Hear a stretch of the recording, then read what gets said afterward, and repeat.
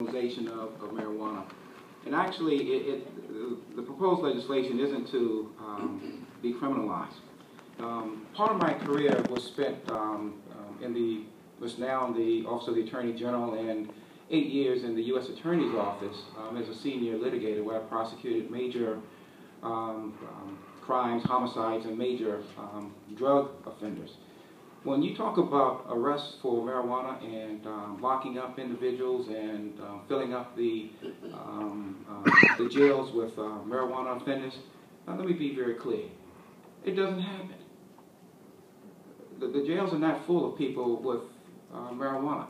Normally what happens if an individual now is arrested with marijuana, is given a citation, and then there's a decision that's made as to whether or not the case is even going to be prosecuted.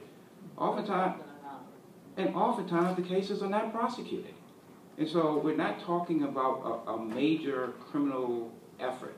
What we're talking about doing as far as this legislation, as I understand it, is moving the sanctions and making it a penalty. You want to decriminalize, you want to take away the stigma, but at the same time there's some issues as to whether or not we want to treat marijuana smokers any differently than we treat tobacco smokers.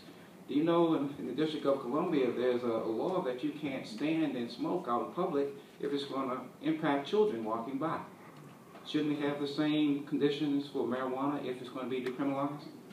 So those are just some of the issues that we're working with. So I don't want anyone to leave here with the impression that Metropolitan Police Department is locking up our young people for marijuana. No, that's not happening. Point blank. I have a question.